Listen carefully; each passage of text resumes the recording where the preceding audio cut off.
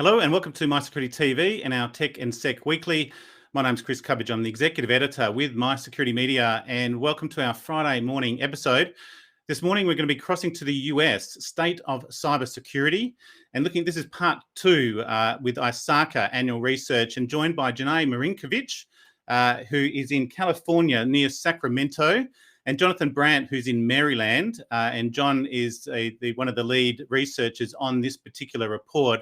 And this was last May. We spoke to Jenai and John with part 1, and quite successful with that as well. So if you're an ISACA member, and I better disclose that I am an ISACA member, hopefully you are tuning in and take great interest in this. But obviously anyone in the cybersecurity domain will take interest. We cover off on aerospace and space, defence and national security, cybersecurity and critical technology, and cities and infrastructure. We should be streaming on LinkedIn, Facebook, and YouTube. Our main Facebook page is the Asia Pacific Security Magazine, and this will also be released as a Cybersecurity Weekly podcast. Very much welcome you to say good day. Let us know where you're listening from, and if you've got any particular questions or comments on this domain, welcome to throw them in. But very interested to see where our audience is coming from today, given that we're crossing to the US and live. Just to catch up, Wednesday afternoon, we did a session on the Australian Cybersecurity Centre's annual cyber threat report and an industry sector review. We had Amit Chorby, Virginia Caligari, and Elliot Dellis, and very much a similar format that we'll cover today as well, which was quite a good contrast between sort of a leading Australian cybersecurity report and then also an international report as ISACA produces. Also released this week was also a podcast, as well as MySecTV, our interview with Relativity and the Security Sandbox with Amanda Fennell and Georgia Foster. Amanda, I can't remember where she was. She was in the US as well, New Orleans in the US, and Georgia Foster in Melbourne. And again, quite a good session on that. And you can also check out the Security Sandbox podcast. Given we're with ISACA this morning, ISACA's conference starts on Tuesday, and I've just been informed tickets close today. So this is your last day to get your tickets. This is starts next Tuesday, and then Wednesday and Thursday. We've got opening keynote from Future Crunch and the closing keynote from Troy Hunt, who's up in Queensland. So please get along with that, and looking forward to it. And we'll be running some articles on that particular session. Also coming up, Wednesday, the 6th of October, midday here on the East Coast, Women in Space session. This is launching our Festival of Space events for November, but this is part of International Space Week, and their theme is Women in Space. So that's going to be a very special session there with a panel of women in space. So check that out. You can go to city.space or our defense, spaceanddefense.io channel. Going to be released on Monday. I just recorded this yesterday with Genetech. George Moad, the ANZ country manager with Genetech, and looking at Let's Get Critical. I really like that title, and the discussions on new security imperatives for Australian critical infrastructure. And also next Tuesday, we're running a session with ESET, Tony Anscombe, who's in the US, their chief security evangelist, and looking at ransomware and why it's just getting worse.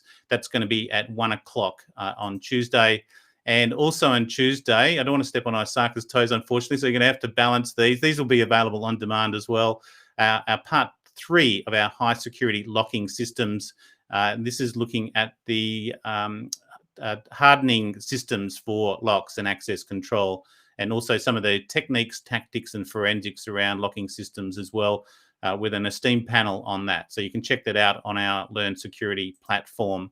Thank you very much to RSA and RSA and our Secure ID and RSA Business for their support. And if you want to support the channel and grab a T-shirt, and Eddie, if you happen to be listening this morning, I'll make sure you do get that T-shirt. And thanks to the listeners already. We've got Jacinta Carroll, well done, thanks. Great to have you back. Robbie, great, from Brisbane. And Jacinta, I think you're in Canberra. So thank you very much. If you want to support the channel, check out our Cyber War series on our merchandise store. That's it from the marketplace and from me. And let me bring on Jenai Marinkovic and John Brandt. Thank you very much for joining us. Hey, Chris. Great. Hey, Chris. John, I think we had some slight technical issues again then. So one of them was going to disappear, but we're all good. Thank you so much for joining us again, and it's your evening. Jenai and John, maybe to John, you were the lead researcher on this report, and this is part 2. So maybe just talk us through the report and your role as the lead researcher on these reports. And just for the audience, rather than just talking, we've got some figures out of that report as well. So you will learn some of the key trends that we're seeing internationally with ISACA. I think you've got how many members with ISACA now? 250,000 or 120,000? Can't remember. I think last number, I think 140,000. It's a large number. I know that much. Got it. Yeah. Okay, so around 140,000. Yeah, go, John. Sorry. Okay, thanks, Chris. Hey, thanks for having us back on your show. So annually, ISACA conducts its annual State of Cybersecurity research. Survey normally opens Q4, so normally middle of November into December, and typically based on the size of the survey, we write 2 reports. So as you had stated, we were back on your show back in May. We part 1 is normally focused on workforce. Part 2 is normally takes the operational trend. This year, you'll see some trending in there, and we continue to refine the survey year after year to kind of get a little bit more granular, especially as we see the this convergence, right, between the IT, the ops, and the security side. So, my role here at ISACA, my title is Information Security Professional Practices Lead. It's a whole lot of words. Basically means that I'm the staff content lead for things InfoSec, and work cross-functionally across the global headquarters, serving members across the globe.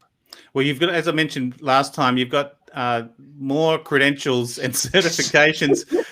So hopefully you can get some CPE points out of this particular session as well. You're going to need them. And Jenai, maybe your role here, you're kind of a bit of an evangelist and spokesperson for ISACA globally as well. Yes. Thank you for having us. Appreciate to be here.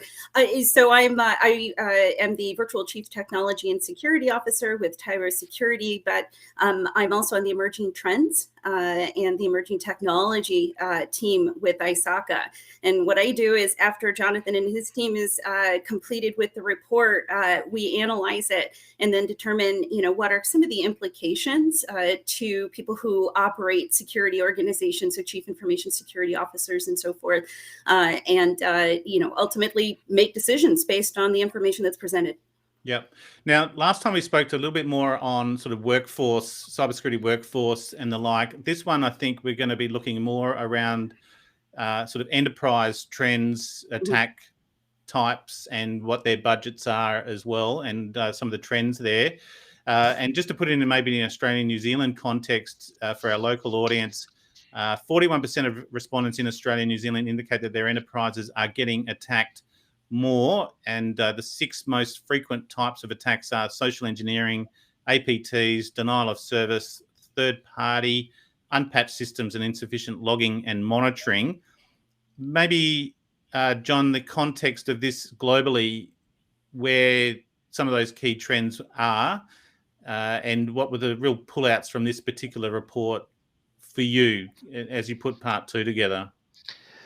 So, the reports sometimes get challenging, and to Jenai's comment, right, at the end of the day, we put the data out, and the regional cross cuts are really the interesting part of it, right? Because this is not one size fits all. Our reporting largely is a global snapshot.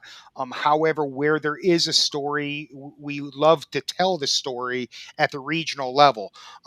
Largely speaking, I guess the big thing was that attacks were declining for 3 years, and then they bounced back. And on the surface, I think anybody that is in the security space, or even just corporate America across the globe, recognizes that when things change or are abnormal, as was the pandemic, which was anything but, it's an opportunity, and bad actors typically take advantage of that. And this was no different here. So we did see this uptick. However, when you start to dig into like the specifics of it, there wasn't a lot of change in the subcomponents, if you will, at the detail level. So it is notable that attacks have increased, and by this point, our report, our survey data had concluded 10 months ago, and all of your viewers, as well as anybody in the space that's following trending, it, things have just continued. And if anything, they continue, they have, based on industry reporting, things just continue to spin out of control. The I did find this interesting in terms of we were almost back to the 2018 period, which is the blue, and then down here at the 2020. I was a bit surprised by the number of attacks for 2021. I beg your pardon, 2020, and we've bounced back in 2021. Yeah, Jenai, what was some of your observations around this? Because the same number of attacks, we've taken a big step backwards, right? Is this predominantly pandemic induced, do you think? I think it's partially pandemic induced. If you look at the number of people that, as a result of the pandemic, had to pivot into cloud, and in ways that they were ill prepared to do. And because a lot, especially around things like logging and monitoring, it's a lot more difficult to do that, especially across things like software as a service platforms. So that pivot into cloud meant that a lot of companies were ill prepared for it, which means that you would see, an uptick in the type of attacks there.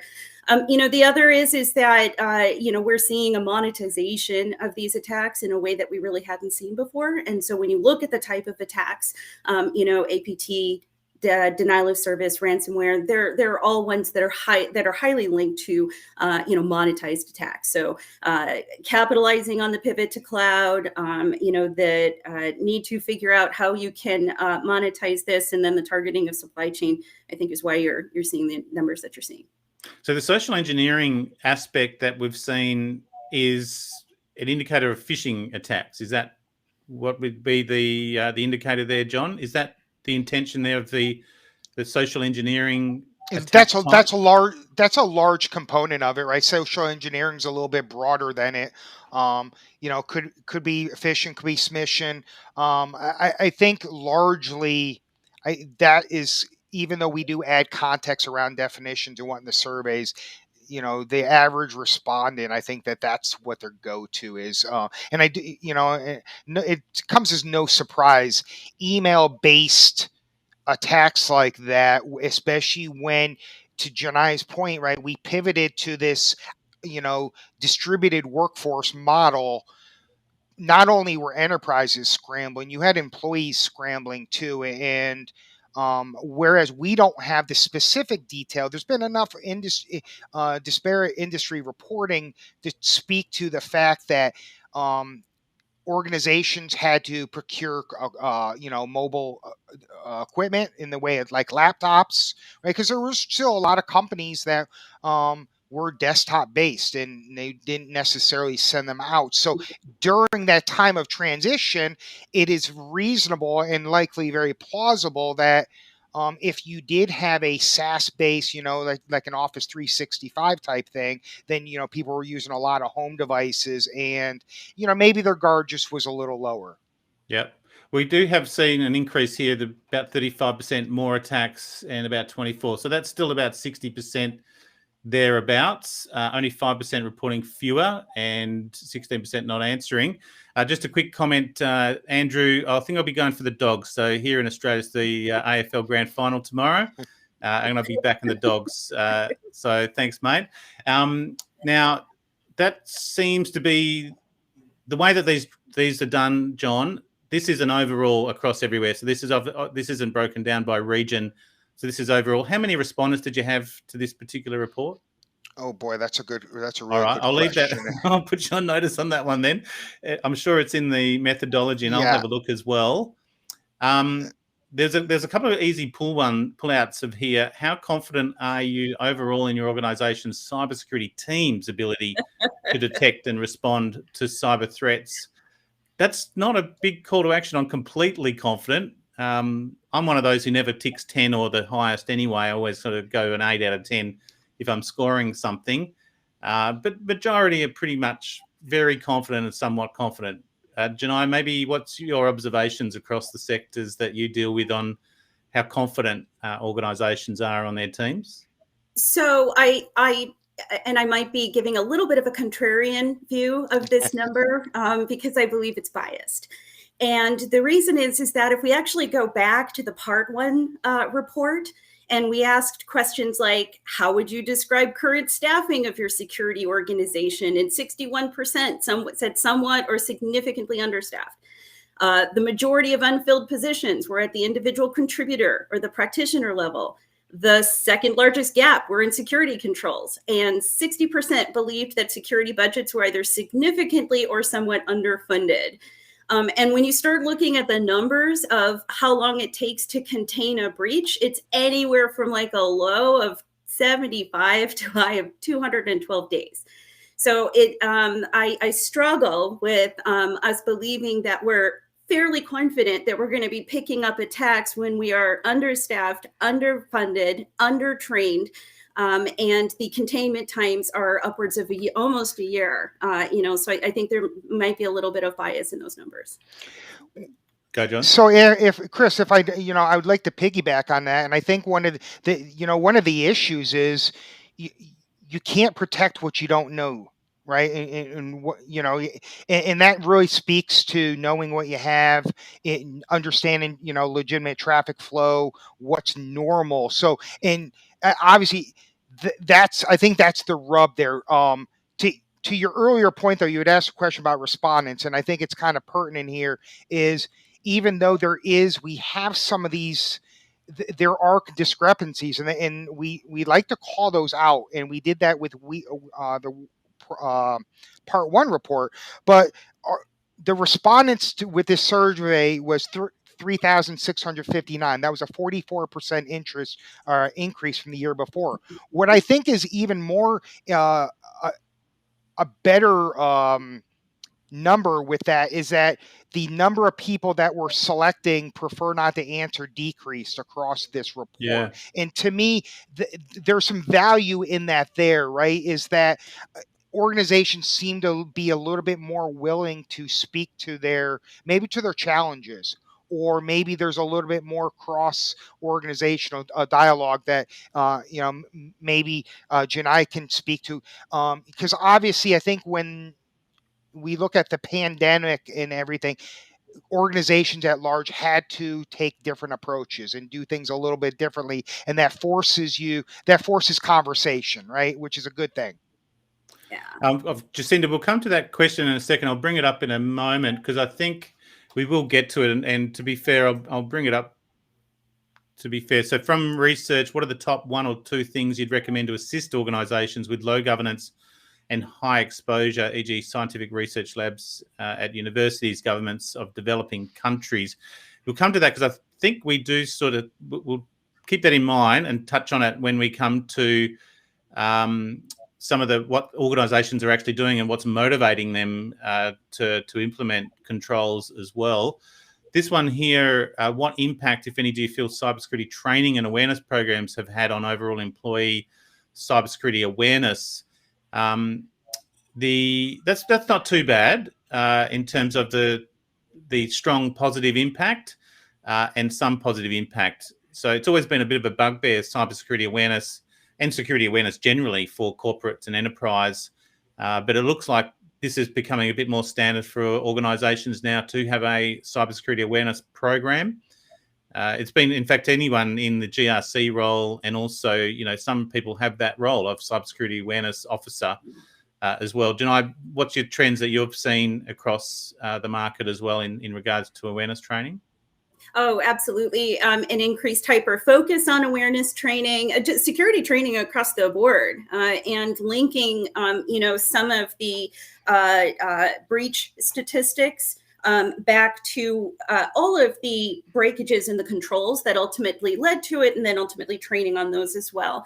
I think the other thing is that you're seeing more and more security awareness training content being embedded into different security platforms. So you're able to roll out things like phishing training. You're able to roll out just-in-time training. So I've been infected, and I receive a message letting me know what I did that led to that infection. So, I think you have that. And, quite frankly, defense and forensics teams are getting throttled, right? With all of the breaches. So you're seeing more of a focus of those organizations participating in the awareness training. So, and I think that you've seen more and more training period because of the pandemic. So I think the security awareness training is also coming on the backs of that. John, your thoughts on cybersecurity awareness training and any innovation in training that you've seen or would recommend, or you think it's on the right track?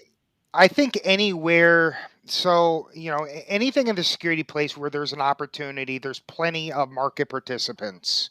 Obviously, we don't endorse any single vendor over another. There are obviously there's some ones out there that seem to be doing a better one than others. I think the ones that are work on or anchored in the psychology of people, those are something that you want to look into.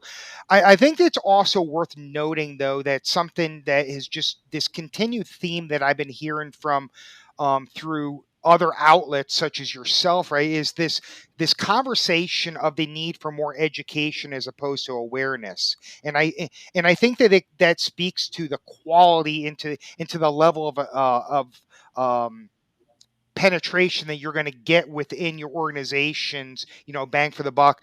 One of the things that kind of it doesn't bother me, it concerns me, is that the pandemic impacted a lot of companies, largely indiscriminately. Like you're going to hardly find too many that wasn't impacted in their bottom line in some regard.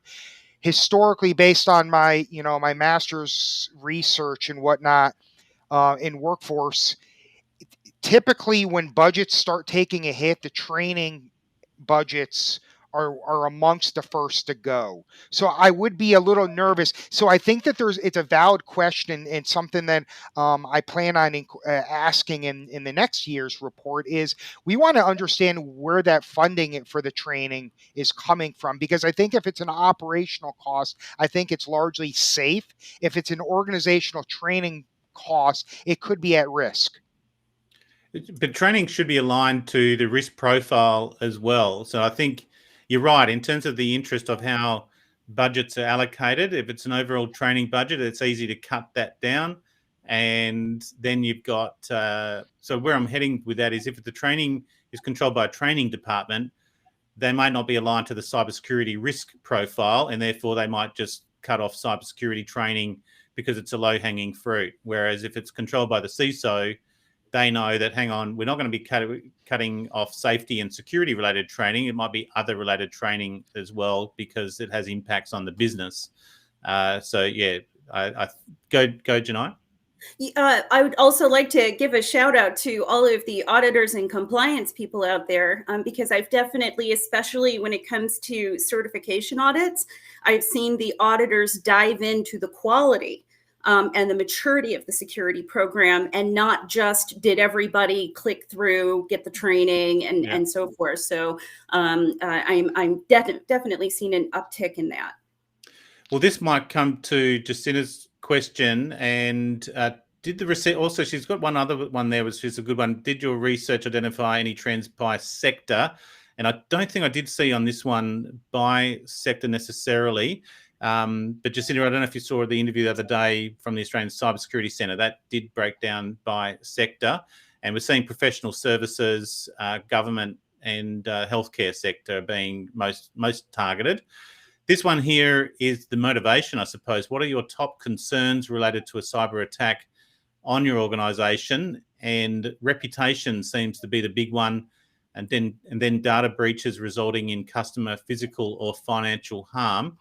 And John and Jenai, we had a good case study out of that Australian Cybersecurity Centre cyber threat report.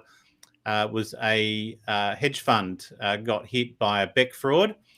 business email compromise, lost 8.7 million. But they got the money back, or most of the money back, but it was actually their key client pulled out as a result of that breach, and they went into receivership. So it put them out of business. So it wasn't the loss of money, it was the loss of reputation that they had been breached by a simple, well, not simple, but Beck fraud is avoidable, and put them out. So reputation still seems to be the big one there. John, maybe who in the business is driving that kind of motivation on reputation? Who do you think in the business is the main one? Is that the board and the CEO? Well, I think that's probably plausible. I think that the only reason it's probably topping data breaches right now is perhaps the industries that are a little less regulated. Right, because if we look, I'm sure probably later, later in the report when we had talked about cybermaturity and why it is they do something or what it was a compliance mechanism which was driving that. So, at the end of the day, reputation, no doubt, right? At the end, find me any corporate executives that's not going to care about their corporate reputation and their business standing, like. But it's ironic that it's almost double, well, maybe significantly higher than the impact on supply chain and business disruption. It's like, right? No, we don't want to have the business disrupted or our supply chains compromised, but no, it's actually our reputation we worry about. It's all... and I think it's also fair too is and this is one of those questions that could be potentially a little biased, right? It depends on who's responding, and how well informed you are. So, some of these statistics, it's like any research, right? The data is only as good as not only the questions but the respondents. So there is that. So I think the fact that we see some betterments out there. However, I think Jenai would probably back me up on this, is that penalties for non-compliance of what are largely like just best practice in doing some of the all that low-hanging fruit. Pick the small stuff, the easy stuff, and at least do that. Right? Yep. Because if not, then I think that this is some of this misalignment that we see. This one here, which, if any, of the following does your IT teams manage or oversee? And I do have some trends coming through on sort of cloud adoption and the like. This one was another one that jumped out to me in terms of the number of on-prem infrastructure still out there. Given the trends that we're seeing towards cloud, they're really dealing with hybrid environments at the moment. Maybe that's increasing complexity on systems to manage and configurations. Hence, there's going to be some vulnerability in there.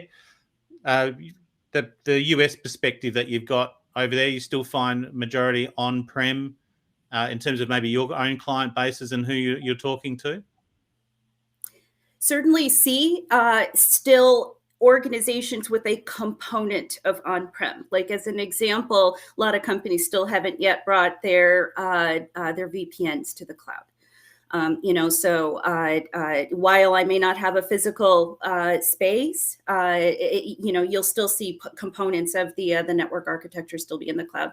But yeah, all of my clients, sans just a couple, are hybrid right now. And we had the Microsoft Exchange servers vulnerability as well. So most of that was still targeting on-prem, and the vulnerabilities are there. Although we've still just had the Microsoft Azure vulnerabilities coming out with the Omega vulnerabilities as well. So they're doomed to fail either way. And Microsoft is certainly getting hit hard recently. The physical security components there, I mentioned we just got an interview with Genetech. That's something I'm definitely hearing more and more, is the physical and cyber security. The physical teams are talking more about cyber. The cyber teams are finding that they have to engage with the physical teams. And then you're getting the rise of the CSO, the Chief Security Officer, who is across all of it. Any particular trend, and that maybe take us back to the workforce chats that we had in part one, but again, the way that teams are structured and the way that they approach security, do you find is converging faster, or if not almost there completely, for physical and cyber security? It's not something that we picked up on the report. In our cybersecurity fundamentals study guide, that program, we actually speak a little bit to the physical security versus information security aspect because it is important there, and there's some statistics that we had put in there. I think to me, this is a good thing.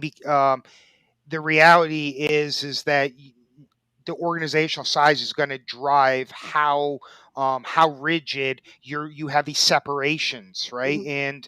Um, and obviously, I think that the risk increases the smaller the organization, and like because you just might think you might bring in a vendor, hey, we're going to put some badge readers in, or biometric, whatever the case is, some physical access component, and it's a fire. It's basically becomes a fire and forget. You install it, you walk away, and you don't think about, especially if you don't really have a formalized security function. Your IT people aren't really putting a lot of emphasis on the fact because they're putting out the business fires, right? Just keeping the business applications alive.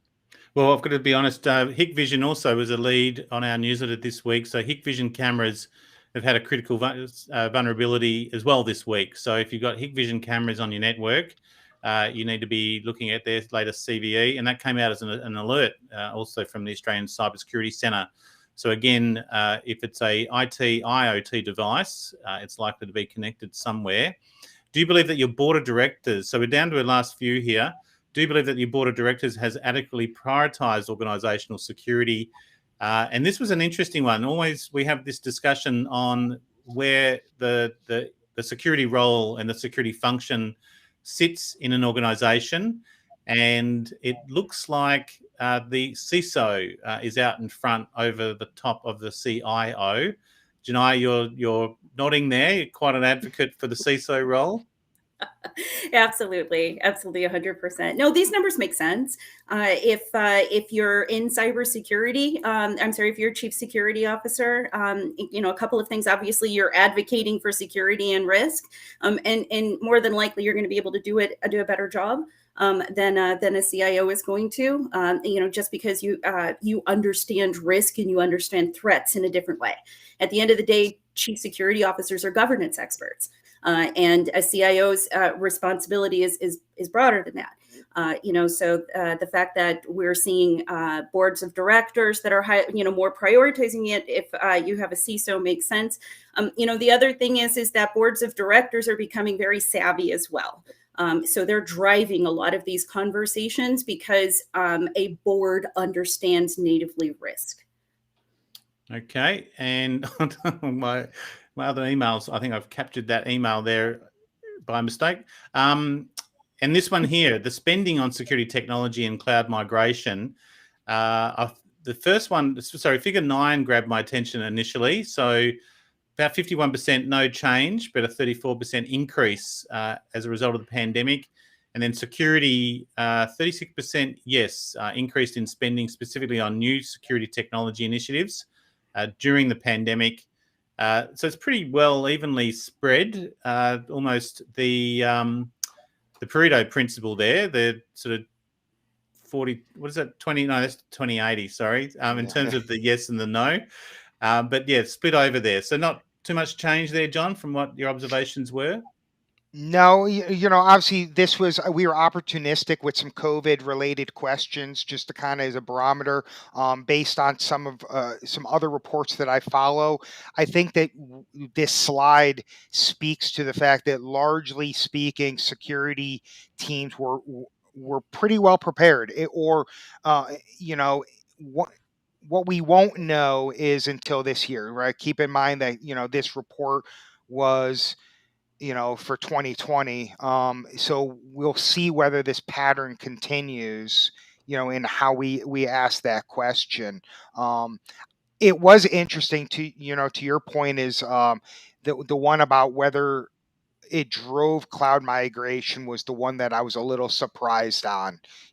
When it came to spending, let's just be real, like spend plans were out in front at that point in time. I think, the pandemic hit different regions hard at different periods. I don't think every region was not every region is responsive, at the beginning of 2020. So the spending didn't really surprise me a whole heck of a lot, but the cloud migration surely did. I think that just speaks to what Jenai had talked about of this hybrid, the hybrid model that's out there, right? Yeah. I think people are trying to get away from on-prem. I think I would use this opportunity to highlight the risk, though, because the internet was never designed to be centralized. So I think, and it's something I'm sure that every security executive out there is probably cringing on, is the more you consolidate into, into these cloud type things. And let's just be honest, right? There's every component of it, there's just some major players that surface to the top. And same thing with MSPs and MSSPs.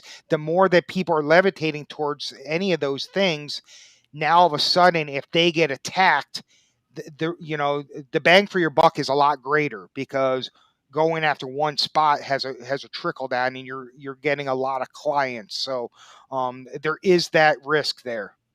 Yep. And Jenai, any thoughts here? So in terms of the spend, that totally makes sense. And the reason is that security organizations are dealing with an inordinate amount of technical debt, and the architecture is a little bit over-architected anyways. And so CISOs, because the budgets are starting to, even out, have to manage spend and simplify the architectures, to be quite honest. So the spend makes sense to me. The cloud migration, I think there's a lot embedded in that phrase, cloud migration. You're definitely looking at more and more non-IT groups using cloud platforms for collaboration and for their side, and those costs do come under IT. So pivot to software as a service platforms is certainly increasing. So I think maybe when we're thinking about cloud migration, maybe it's like taking on-prem servers and moving them into cloud environments, or more tied to digital transformation initiatives. Maybe that's how they perceived cloud migration. Yeah. But without a doubt, more companies are pivoting to cloud. Most will be using some sort of SaaS platforms across different business units as well. And technically, that's business in the cloud when you think about it. And does your organization conduct a cyber risk assessment? And I suppose maybe going back to Jacinda's question of what are the top one or two things you'd recommend to assist organizations with low governance and high exposure, you would start with a cyber risk assessment or a cybersecurity audit, I suppose. But the motivation here, why do they do it, is the compliance and regulatory compliance. So the big stick does work. I've always kind of said so. We've avoided cybersecurity legislation here in Australia, but now they're bringing it in for critical infrastructure and the like, and suddenly you've got the board's attention as well. Regulatory compliance is the main driver worldwide, would you suggest? Either of you? Rather than preventing data loss? Yeah, I think so, right? And at the end of the day, I think most people in the space, they see that there's more regulations, there's more that are coming about. So this isn't really surprising. And this question was actually asked in the context of cyber maturity. Yeah. So in that, so they kind of help frame that, as well as to why are you even doing this? So it is, and I think, so truth be told, right, I got some humility here. We probably could have did a little bit better job refining the response options here. there was actually more of a discovery question than anything else. Like, we took the opportunity, for your viewers, right? ISACA, we acquired CMMI a few years back, and we continue to kind of do some work in that space. So this was an opportunistic question. I think, right, and there's work to be had here, because I cringe, like, to me, like, there's several other reasons why you should be doing the risk assessment, right? And it kind of points back to the previous slide where we talk about, reputation and, data loss, whatever your crown jewels are, whatever it is why you exist as a company. Like, to me, that should be first and foremost. What we do know is that, largely speaking, risk assessments are not happening frequent enough. Yeah. We need With to the do a point of much time better as job. well. Yeah, that's right. It's Well, a point in time. absolutely. I think one of the things we see a lot more is in terms of that cybersecurity maturity model. One, it's a journey, so you're working towards a sort of a maturity level and a posture, I suppose. But it's always day by day, isn't it, in terms of what that risk is, and making sure that you've got not just your prevention, your detection, but also your response ready as well, because you're never going to be 100%, and things change. Maybe just to finish off, and thanks to Jacinta for these questions, is what are the one or two things you'd recommend to assist organisations with that low governance and high exposure? Often, as she mentions, research labs, governments of developing countries, not-for-profits is another area, small business. What are some of the things that the one or two things that they really should be doing from a hygiene or posture perspective on cybersecurity? Any sort of those one or two top things that you would recommend? Yeah. So I'm going to take a very pragmatic approach. Then I'll turn it over to Jenai, who's got a lot of, obviously industry experience. She's seen this day out.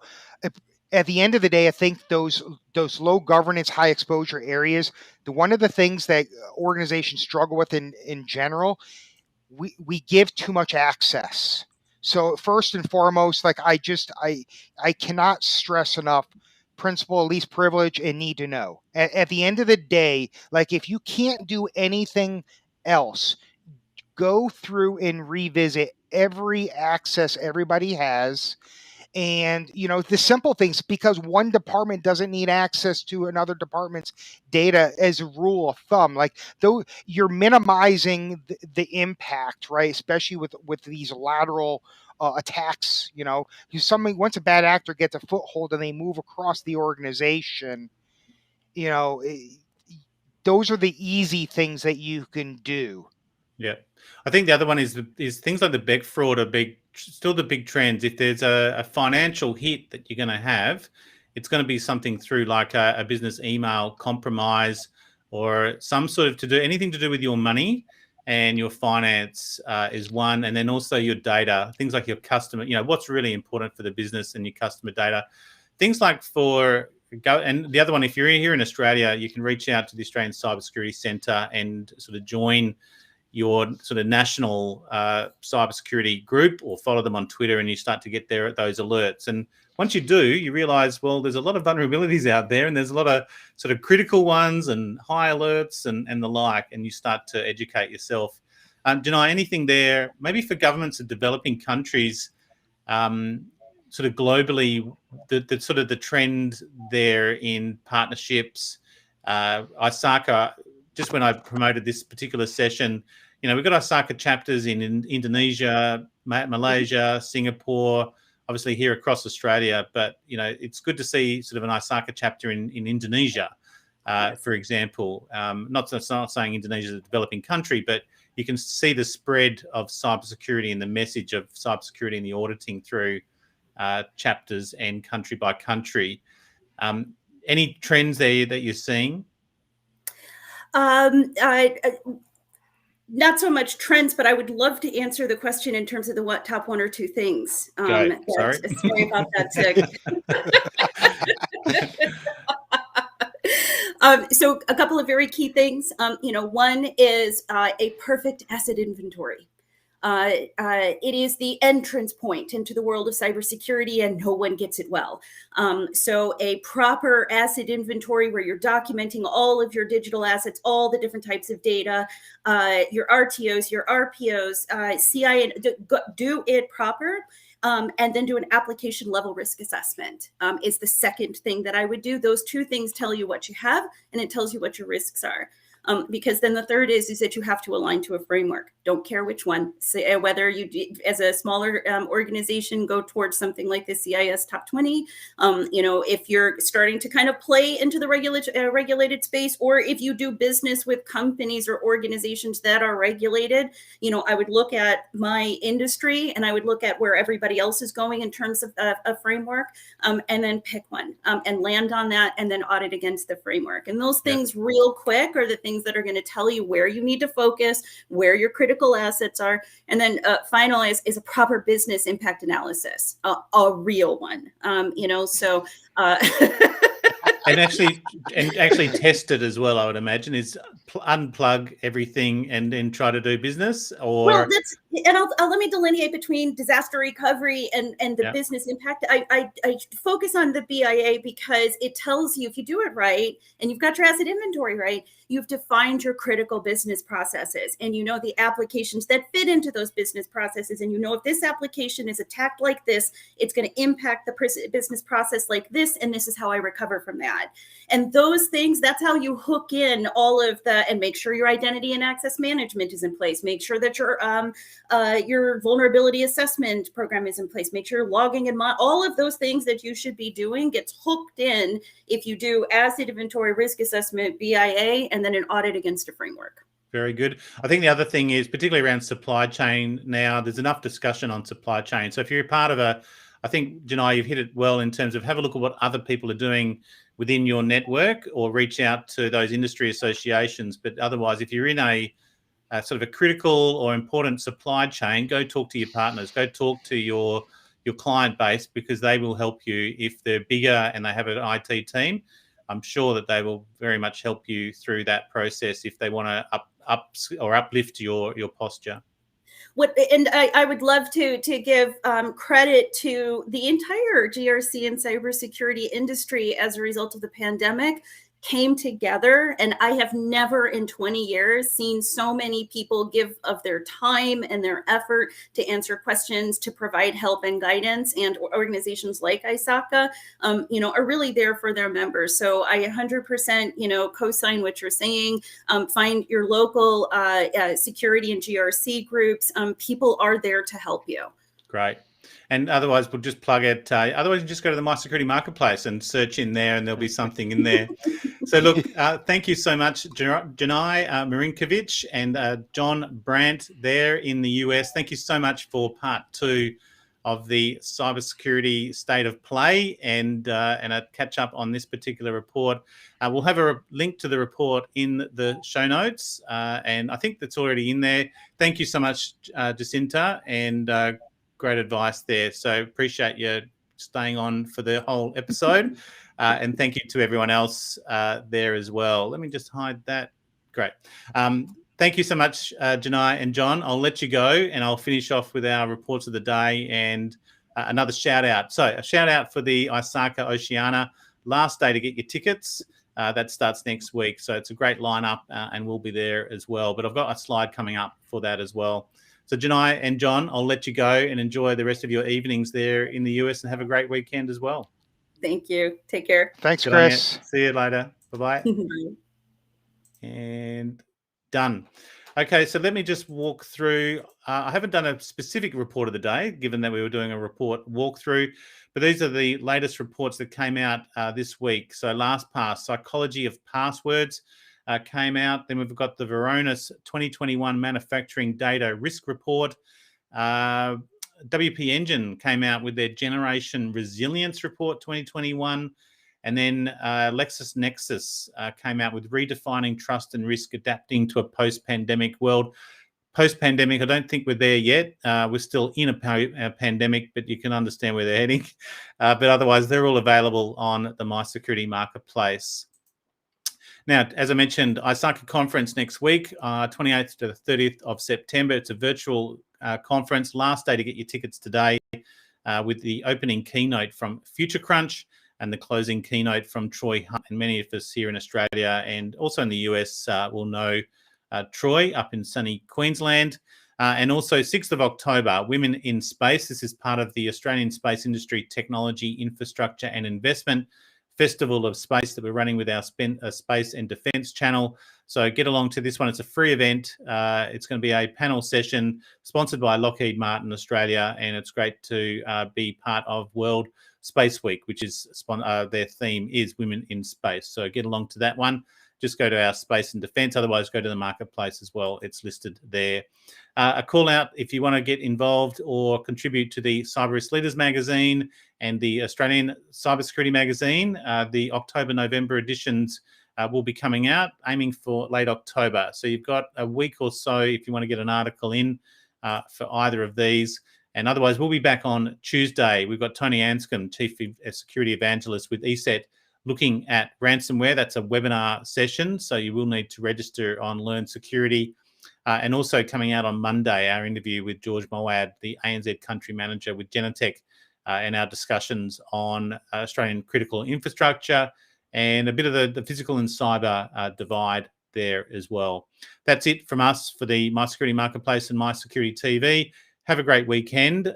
Very sorry. My final comments on what's been happening in Melbourne this particular week. Very sad to see this happening, as well as an earthquake. But again, get vaccinated and hopefully Melbourne picks itself back up following the events this week. And we will be looking at doing some interviews with some researchers on that particular trend that we're seeing in the state of Victoria. Thank you very much. Have a great weekend and enjoy the rest of your day.